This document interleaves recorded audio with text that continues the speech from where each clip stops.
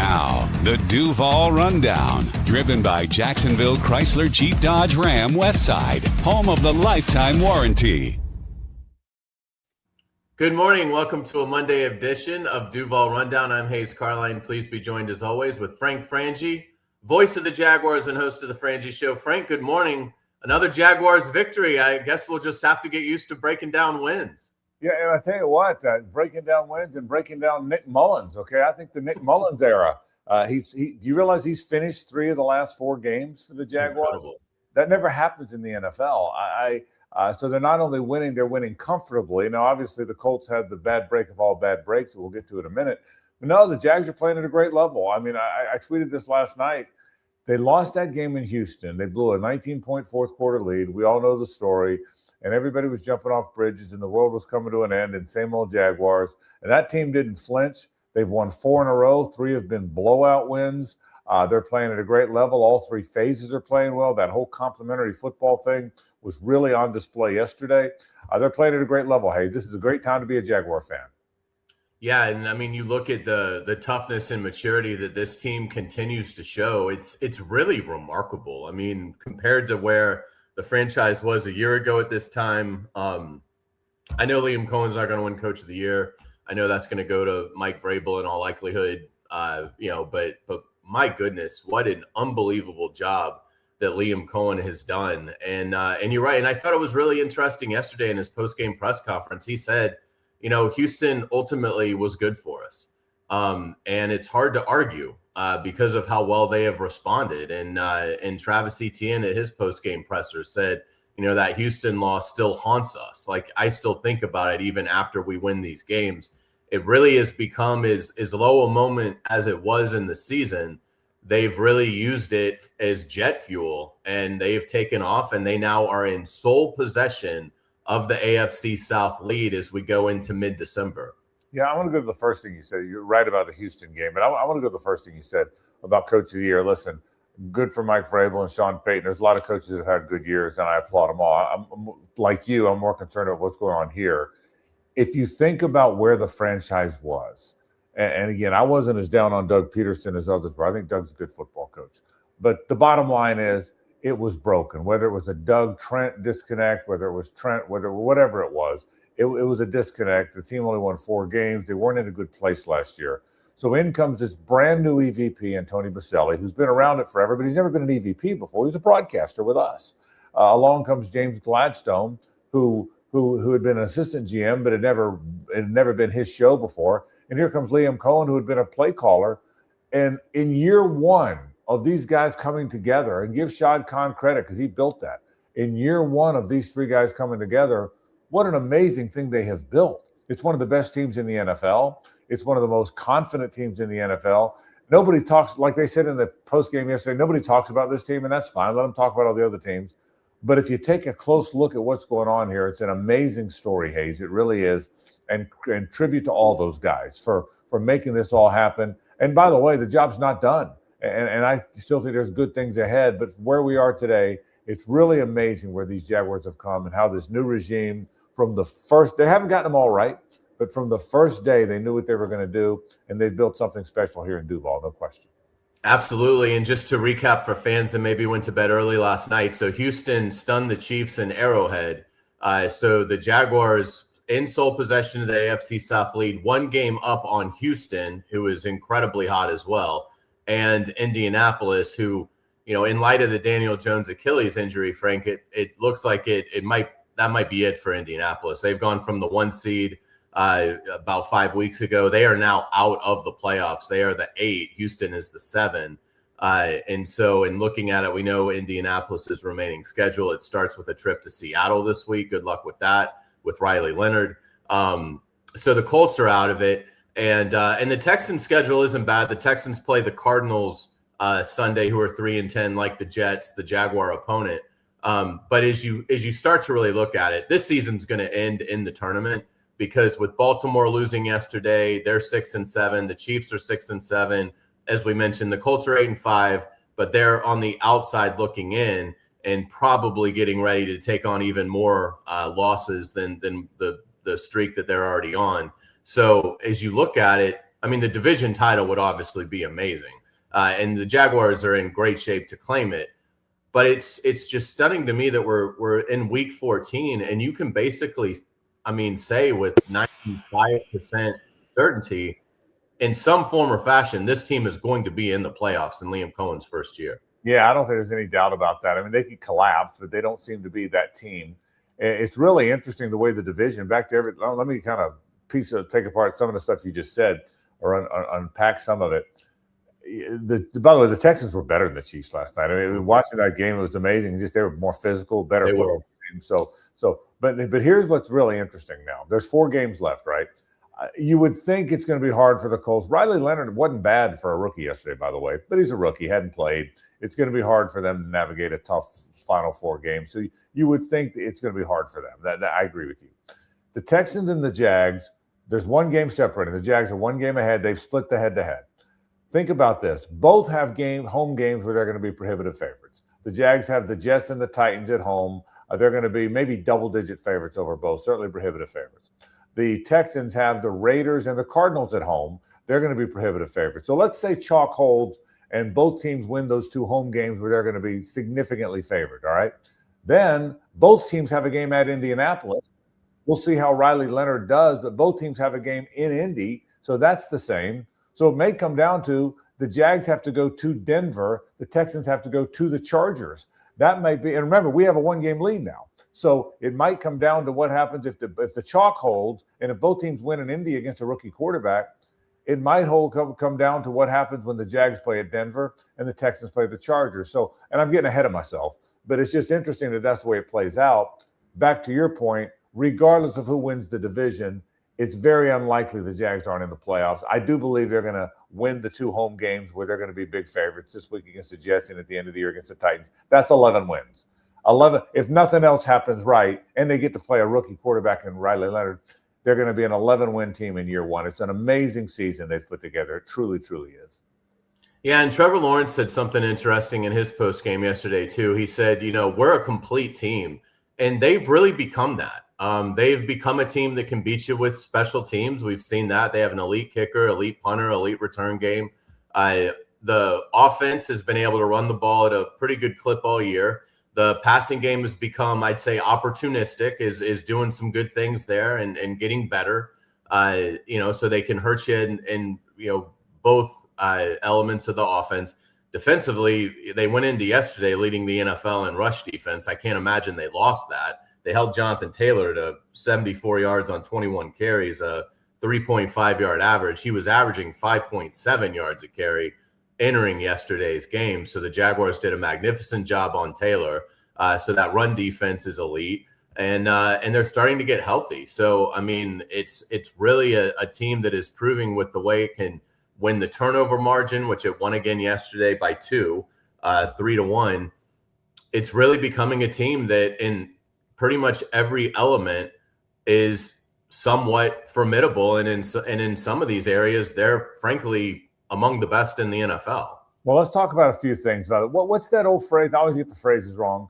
The rumor of my death is greatly exaggerated. Did somebody smart say that one time? I'm no good at that kind of stuff, right? Yeah. Seems like that might have been a Mark Twainism, but yeah. I'm smart enough to know that. I know Mark Twain had a cool mustache, but I don't know much else. So that's not all I got. But think about it for a second. Do we have a Cam Little problem? Well, I mean, Cam Little's missing a bunch of kicks. Well, Cam Little has been money for about a month and a half, including the best in league history. Do they have a Josh Allen problem? Josh Hines Allen had any sacks. Well, Josh Hines Allen now had a sack in 4 consecutive games. Do they have a Trevor Lawrence problem? Well, guess what? Trevor Lawrence, by the way, hasn't turned it over in about 3 games and is playing at an elite level as a runner, as a passer. He's making big-time throws. Do they have a Brian Thomas Jr. problem? Well, he isn't completely back yet, but he's making big plays, including a beautiful one-hander. All of the stuff so many people worried about early in the year, relax. This is a good football team. That doesn't mean everything's going to work. De'Ami Brown didn't work out. Okay, that didn't work out. Greg Newsome's here. He's okay. So not every move is going to be perfect. But by and large, the way they built this team, the way they made the offensive line more physical with Hainsey and McCary, the way they've developed Parker Washington, the way they've made Bretton Strange a focal point, the way they went and got Dennis Gardeck and Eric Murray and Jordan Lewis, the things this regime has done to make this team better. And most important than all, to your point, Hayes, more important than any of that, the leadership of Liam Cohen, knowing what to say it, how to get them up, how to bring them down, how to encourage, how to call plays. It's pretty amazing stuff. Here's the best thing, man, this stuff's just starting. You know, it's just starting. I mean, there's only been 13 games. This regime's going to be together for 100 games maybe, you know, so it's really exciting time to be the Jags. I'm looking at that stadium yesterday. It's raining. The fans are going crazy despite the fact that it was a miserable weather day. And here come the Colts who got off to this 7-1 start, and the Jags were clearly better. Now, again, in fairness, they lost. When you lose two quarterbacks, it's tough. I know that. But still, you can only assess the game you see. The Jags are in a great place. It's a great place to be. And you know what else, too? I think they're grounded, Hayes. I don't think anyone's going to be, well, the Jets are coming in. The Jets are no good. We'll win easy. I don't think that's who this team is. I think they'll be focused when they show up. They're rarely asleep. Think about this. Of their 13 games, I don't think they've been asleep at the wheel yet. Now, they've had some bad fourth quarters. The Bengals and the Texans were bad fourth quarters, aided by some bad calls, but nonetheless, bad fourth quarters. They weren't very good in London. For whatever reason, that's the one game they didn't show up. I think the reason was the Rams are like Super Bowl good. And, oh, by the way, they played a really good team, right? Yeah. Exactly. But even against the Seahawks, the 49ers, the Chiefs, who are better then than they are now, this isn't a team that doesn't show up very often. This team shows up, and this team's ready to play, and I can't wait for the next one. I'm like you. Yeah, absolutely. I would even say like the Seattle game that they got pushed around in, I don't think they were flat. I just think the Seahawks were a tough matchup for them. Jacob Simon's helping us out on Duval Rundown, which we certainly appreciate. Jacob, let's say hello to our sponsor, please. This is Rick Ballou, Jacksonville Chrysler, Jeep Dodge Ram Westside, proud partner of the Jacksonville Jaguars. Drive with confidence. Every new vehicle comes with our exclusive lifetime warranty. Visit us at 7030 Commonwealth Avenue or online at jackswest.com today. Let's break down some of the elements of yesterday's win, 36-19 over the Colts. The Jaguars led 28-10 at halftime. It really was never a competitive game.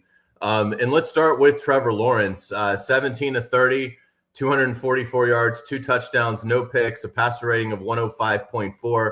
Also gained 16 yards on the ground, which is always a nice supplement to the run game when Trevor can get some positive yards on the ground, which he's done a good job with this year.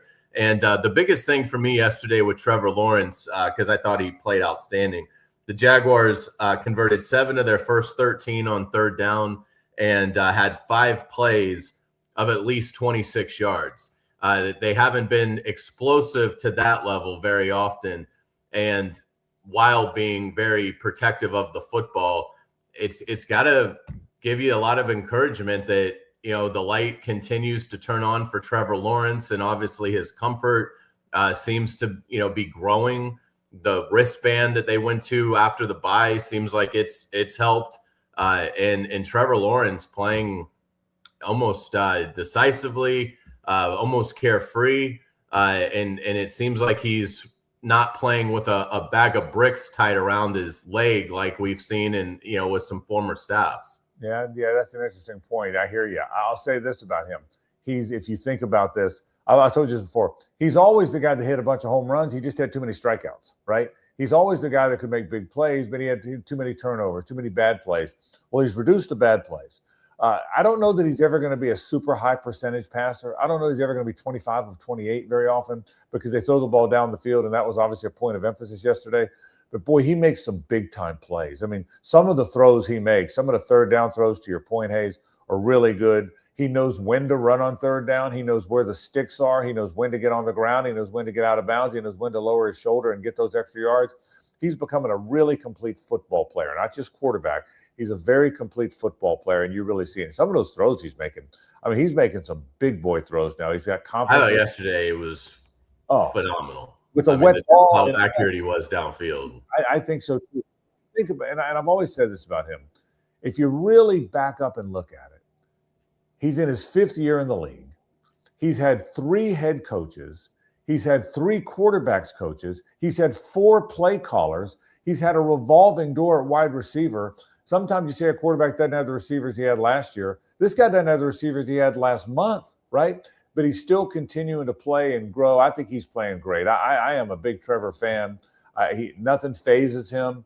Yeah, and I think the Arizona game with the 3 turnovers was a crossroads of sorts, because that was the game I told you. If you let him in, you better knock him in, right? Well, he made 4 bad turnovers in that game. He also threw 3 touchdowns and converted some third downs with his feet, and that was sort of a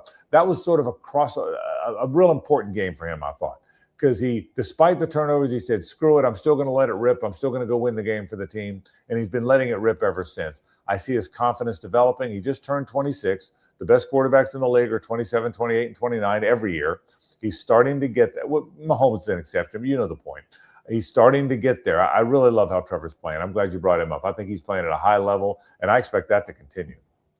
And we kind of talked last week that we saw a little bit of a flicker of Brian Thomas Jr. in an encouraging fashion and how well he played in Nashville. The numbers weren't like gaudy, but just the eye test told you that he looked like maybe he had turned a little bit of a corner in the time that he was away with the ankle injury.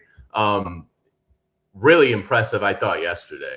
Yeah, I thought so too. 2 or 3 things about him. Number one, he's amazingly explosive and athletic. I mean, you talk about having the goods. He's really got the goods. The first catch that he made when he went up high and converted the third down in the red zone, I thought that was a terrific catch because he was going to get drilled when he caught it. You know, that was the question about him. Will he catch it in crowd? Will he catch it in a crowd and take the hit? And he certainly did that. The one-handed catch along the sideline. Hey, there's not that many guys in the league that can do that. Jamar Chase can do it. Justin Jefferson can do it. There's a handful of guys that can make that one-handed catch. Puka Nacua probably can do it. But there's running full speed as fast as he runs along the sideline, having to know where the sideline is, having to catch the ball and stay in bounds. There's not many guys that can make that catch, and he did. The one thing that still has to get better, the catch later in the game, going the other direction, where they had to review it and see whether or not he caught it. That was another one of those double catches. You know what I mean? There's one of the ones he kind of caught twice, and he did catch it. I think they got the review right, but he's got to probably catch the ball the way Jacoby Myers and Parker Washington catch it the first time. That's the one thing Brian's got to work on a little bit. Catch the ball more cleanly, if you will. But I agree with you. He's starting to come on a little bit. And he gives them an explosiveness they don't have. You know why? Because most teams don't have it. Most teams don't have a guy. That's the reason he was a first-round pick. Most teams don't have that jet that he's got. So if he can continue to come on. And one other thing about him, he's developed some confidence. Can't you feel that a little bit? You see it in the locker room when he's interviewed. He was kind of down in the dumps a little the way it was going early in the season. Not just playing badly, but he was scratching his head too, and he was disappointed because he was expecting the big year. And now it's starting to slowly come around. So I agree with you. Brian Thomas Jr. is going to be a big part of this thing down the home stretch. Absolutely. Great stuff, Frank. We certainly appreciate it. We'll be back on Wednesday for Duval Rundown with Ryan O'Halloran, the columnist of the Florida Times-Union. Until then, that's going to do it for us. Enjoy a victory Monday. The Jaguars' sole possession of first place in the AFC South. Fun times ahead. Frank, thanks so much. Look forward to seeing you later today. Okay, man. See you then. All right, that's going to do it for us. Thanks for watching Duval Rundown.